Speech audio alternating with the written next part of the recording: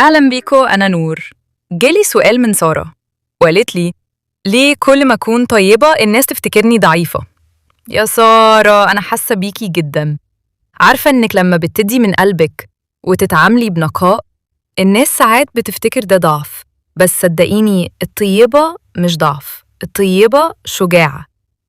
الشجاعة إنك تفضلي صافية رغم اللي حواليكي.